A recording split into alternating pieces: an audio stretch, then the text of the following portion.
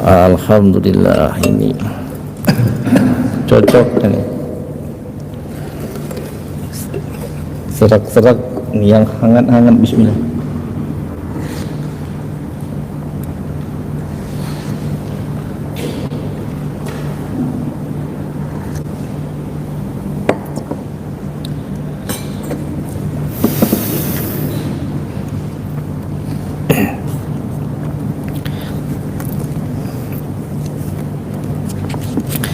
Baik, kita lanjutkan kitab Al-Azkar.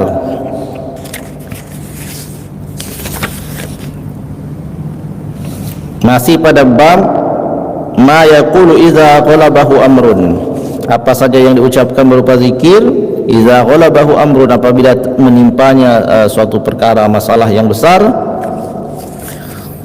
Masih pada bab yang sama, akan tapi kita akan melihat pada kisah atau hadis yang berikutnya.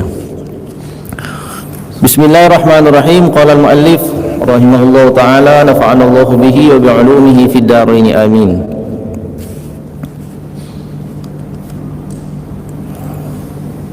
Wa rawaina fi sunani Abi Dawud, telah kami riwayatkan di dalam kitab Sunan Imam Abi Dawud, an Auf bin Malik radhiyallahu anhu, dari Auf bin Malik radhiyallahu anhu, anna an-nabiy sallallahu alaihi wasallam qadha baina rajulaini faqala al-maqdi alaihi lamma adbara hasbiyallahu wa ni'mal wakil.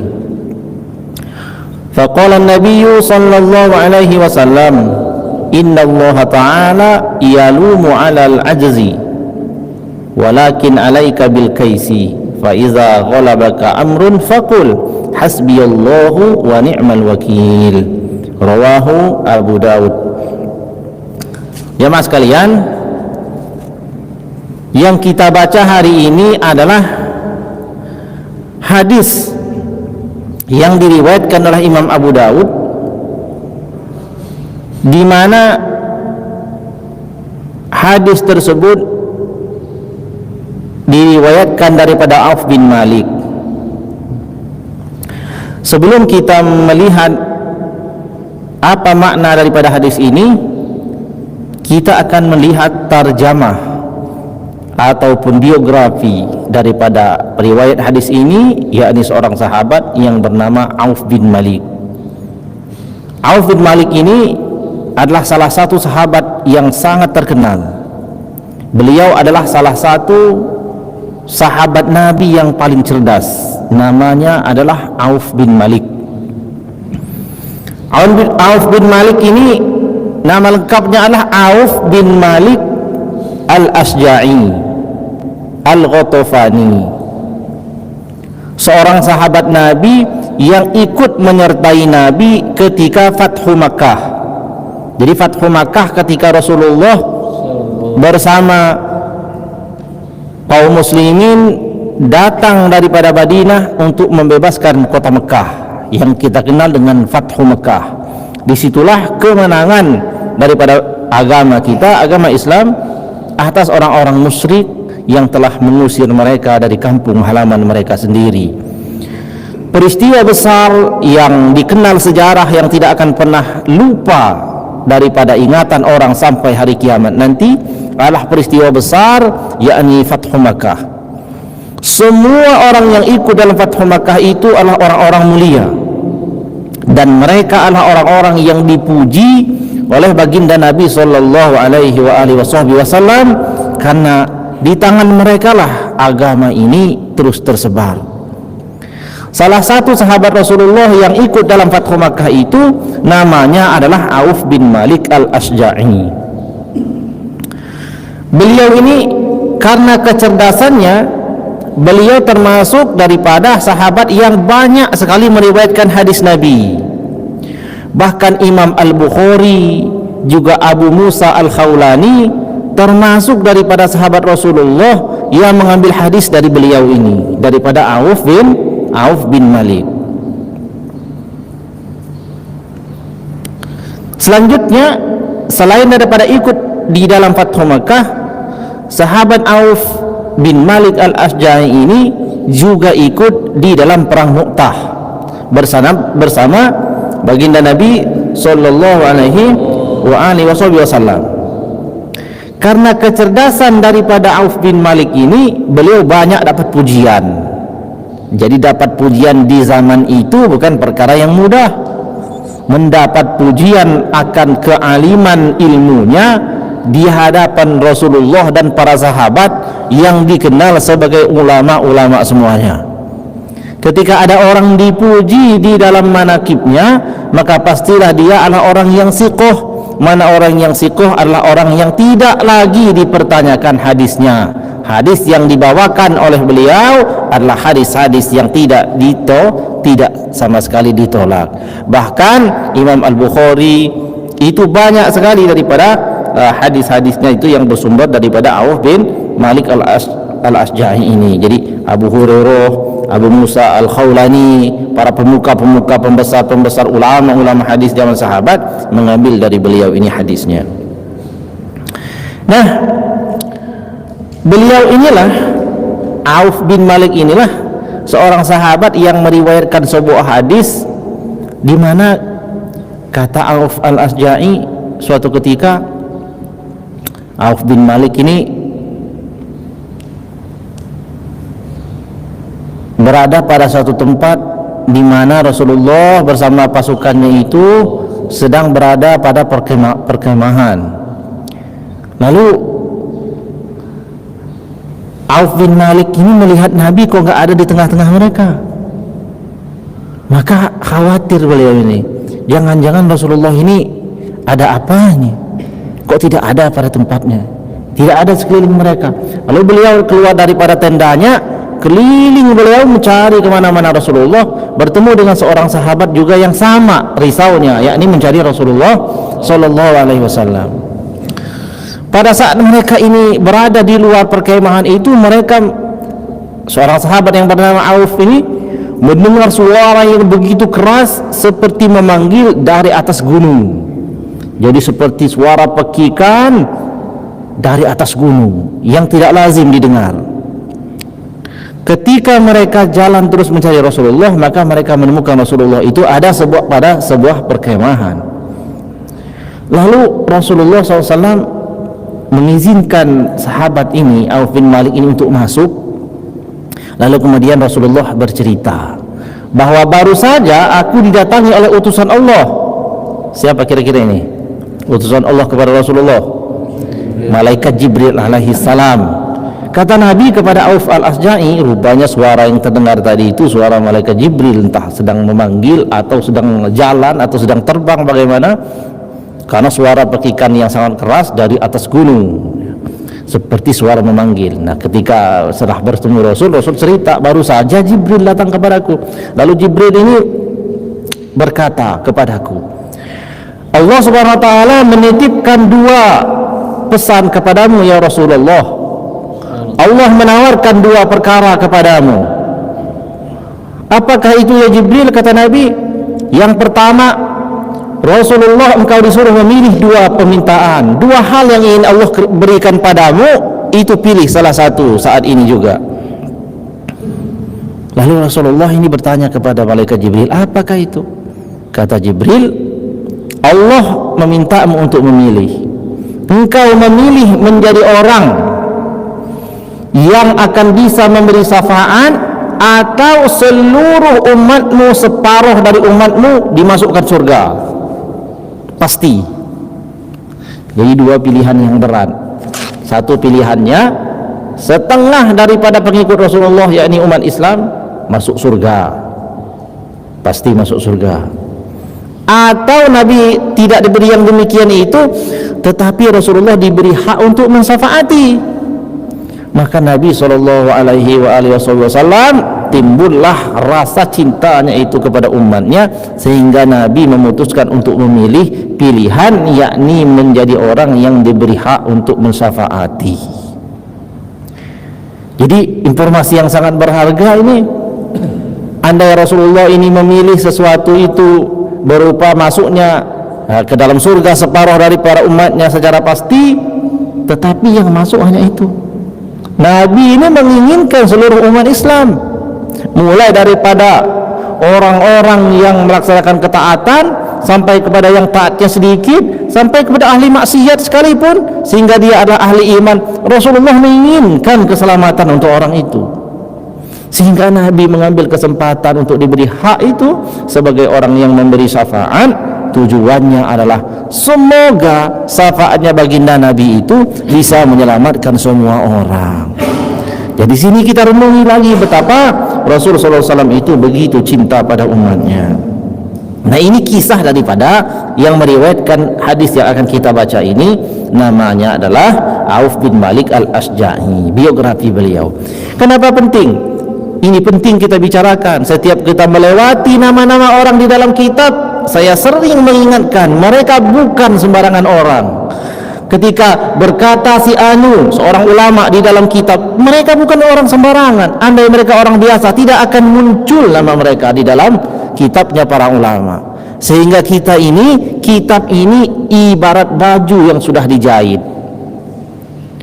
Ibarat baju yang sudah dijahit, maka kita tinggal pakai dengan nyaman pas pada badan kita. Kita tidak ditertawakan orang karena bentuknya aneh. Beda dengan kita diberikan kain sendiri, bahannya sama, besarnya sama, lalu tiap kita diberikan bahan itu, lalu kita merakit sendiri bentuk baju kita. Begitu kita pakai keluar rumah, semua orang akan tertawa. Ternyata seperti layang-layang bajunya. Tidak lazim atau keliru cara membuat bajunya. Demikianlah perumpamaan daripada kita para ulama. Bahannya sama, Al-Quran, bahannya juga sama, yakni hadis Nabi, tapi meraciknya, menyimpulkan kesimpulannya, tentu kita tidak mampu seperti mereka.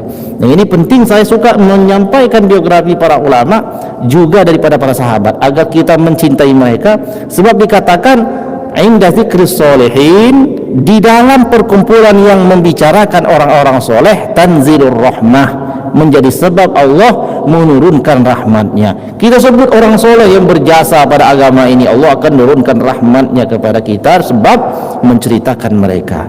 Jadi ini terjemahnya. Kemudian yang terakhir daripada cerita beliau ini, sebelum kita masuk pada hadis beliau ini, pendek hadisnya, tapi menceritakan beliau memang sangat mengagumkan. Suatu ketika Auf al-Asja'i ini mendatangi Rasulullah baru saja pulang berperang. Auf al-Asja'i, Auf bin Malik al-Asja'i punya anaknya itu ikut Nabi berperang. Tapi ketika seluruh pasukan Rasulullah telah kembali ke kampung masing-masing, anaknya enggak ada. Anaknya Auf ini enggak ada. Lalu dicari kemana-mana sampai memutuskan untuk datang ke Rasulullah bertanya. Ketuk pintu Rasulullah, memberanikan diri demi tahu apa kabar anaknya yang ikut perang bersama Nabi.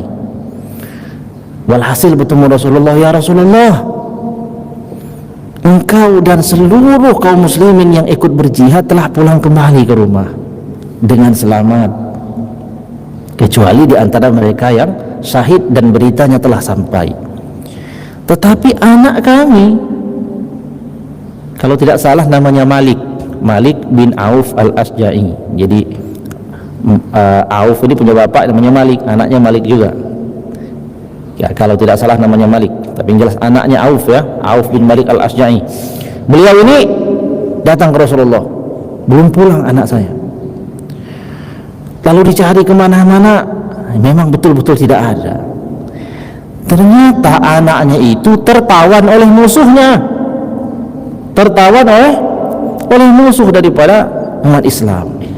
Kesimpulannya anaknya itu ya tertawan. Kalau dahulu itu tertawan tuh maka dia akan dijadikan budak seumur hidupnya atau dibunuh. Kebanyakan dibunuh kalau itu tentara, karena kalau dia dijadikan budak bisa jadi dia akan melawan nantinya. Maka Rasulullah berkata kepada Auf al-Asja'i, bertakwalah kamu kepada Allah. Ya Rasulullah, solusinya apa? Anak kamu tertawan oleh musuh. Kata Nabi, takwalah kamu kepada Allah, lalu banyak-banyaklah membaca hauqalah. Apa hauqalah itu? La haula wala quwata illa billah. La haula wala quwwata illa billah. Bayangkan kesulitan ini. Seseorang anak telah ditangkap oleh musuh yang nyawanya sudah ditenggorokanlah bahasanya. Orang sudah pulang ditawan musuh. Bapaknya datang ke Rasulullah mengadu. Rasulullah ajarkan, bertakwalah kamu kepada Allah. Banyak-banyaklah bertakwa kepada Allah dan ucapkanlah la haula wala quwwata illa billah.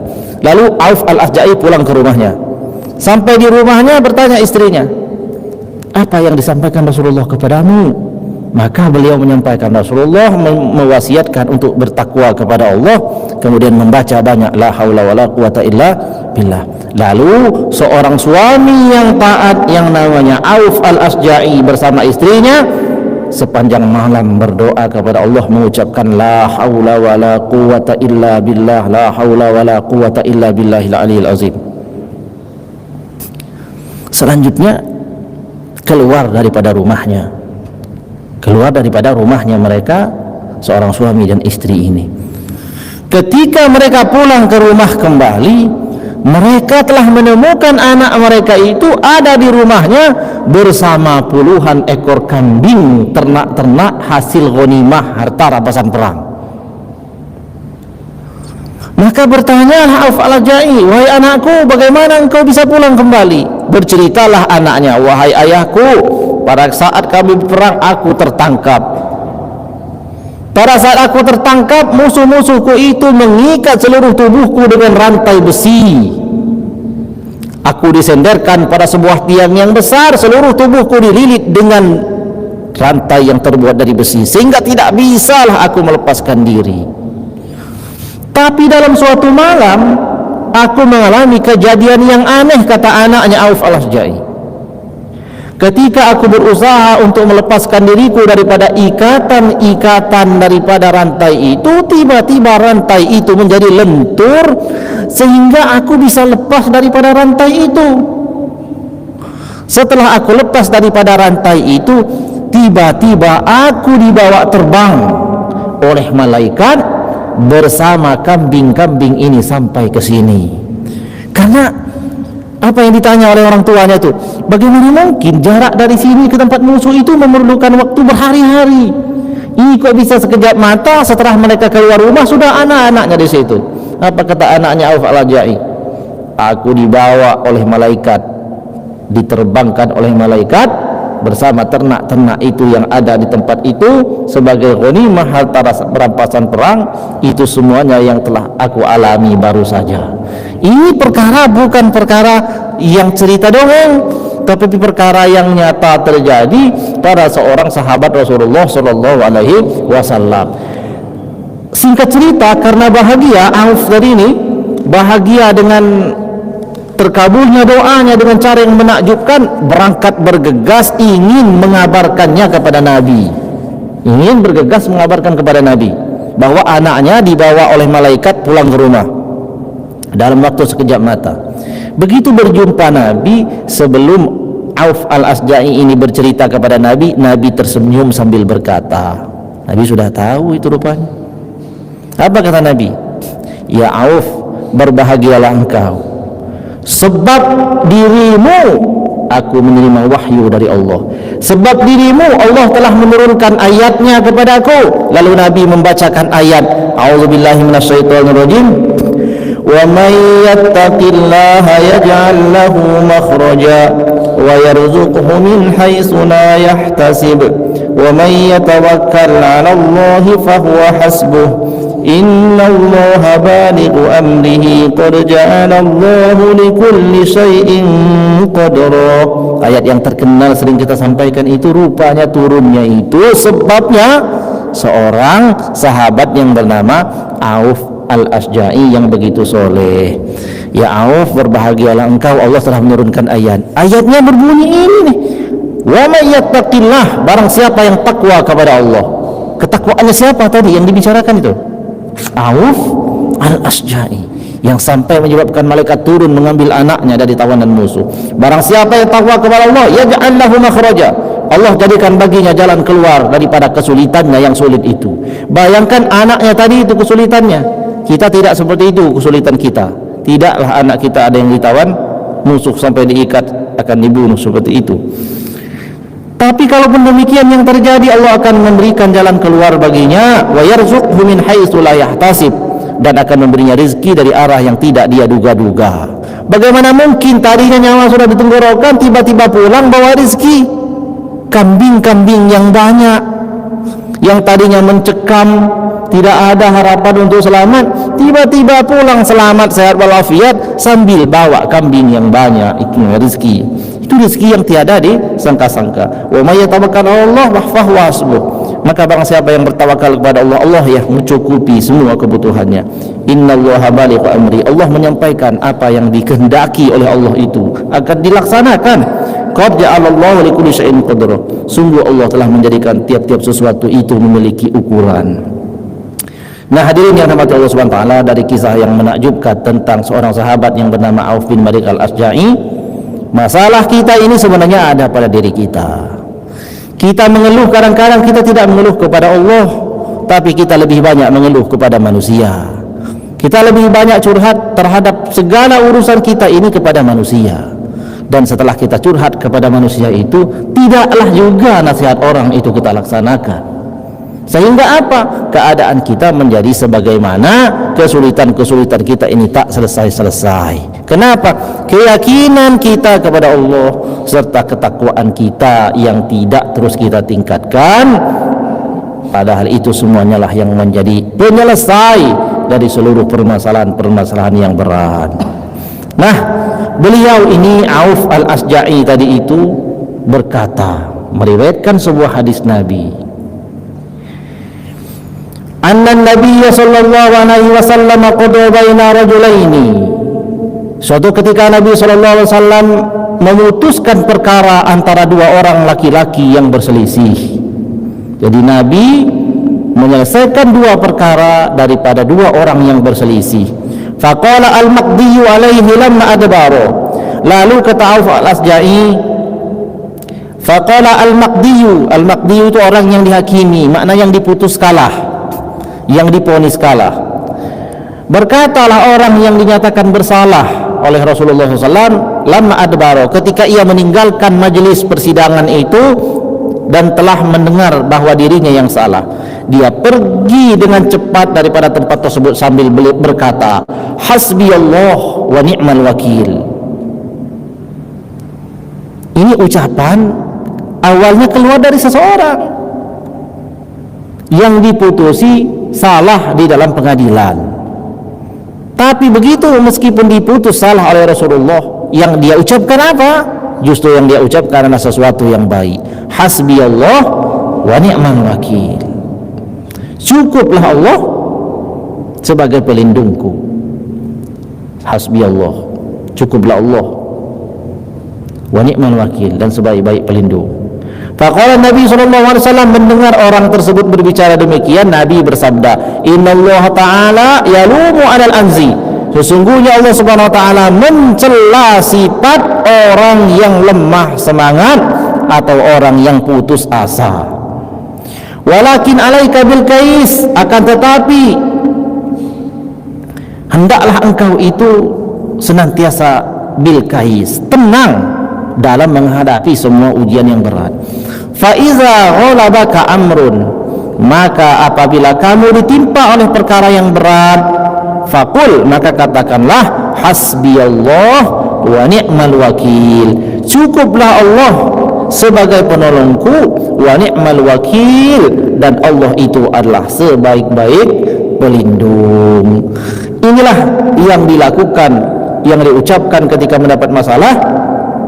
Apabila ini diucapkan, maka orang tersebut akan menjadi orang yang tenang dalam menghadapi semua masalah itu. Qultu, aku katakan, kata Imam Nawawi, al-kaisu, kais, kata kais bi fathil kafi wa iskanil ya, dengan memfathahkan kaf dan mensukunkan ya. Wa yutlaqu ala ma'anin minha ar-rifqu, salah satu dari maknanya adalah ar-rifqu. Kais itu maknanya lembut. Wallahu a'lam bishawab, kata Imam Nawawi. Kira-kira pengertian kais itu alaika bil amali fir rifqi bihaitsu tutiqud dawama alaihi. Ketika terjadi sesuatu yang menimpamu itu dalam perkara-perkara yang berat, maka tenanglah, ucapkan hasbiyallah wa ni'mal wakil, agar kamu bisa dan terus menjalankan daripada ujian tersebut sehingga kamu lulus di dalam ujian itu, selamat daripada fitnah, selamat daripada mengeluh, selamat daripada tergelincir gara-gara ujian. Maka dengan mengucapkan hasbiyallah wa ni'mal wakil, nah diingat-ingat, direnung-renungi apa yang tadi telah kita sampaikan terkait dengan Auf bin Malik al-Asja'i, kemudian apa yang didengarnya daripada sabdanya Nabi seketika orang mendapatkan yang namanya kesulitan. Di dalam kitab ini tidak ada satupun orang yang gagal di dalam menghadapi sesuatu bila ia menjalankan sesuatu itu sesuai dengan caranya Rasul sallallahu alaihi wasallam, apabila ia yakin kepada Allah dan Rasul sallallahu alaihi wasallam. Maka pupuk terus keyakinan itu, jangan tinggalkan kebaikan-kebaikan dalam keadaan bagaimanapun keadaan kesulitan kita yang berat. Semoga Allah SWT memberi kemudahan dan jalan keluar bagi seluruh permasalahan kita dan menggolongkan kita semuanya termasuk orang yang soleh, orang yang takwa, orang yang selamat dunia dan selamat akhirat. Amin ya rabbal alamin. Terima kasih, mohon maaf atas segala kesalahan dan kekurangannya. Wallahu a'lam bishawab, wallahu muwaffiq ila aqwamit thoriq. Wassalamualaikum warahmatullahi wabarakatuh.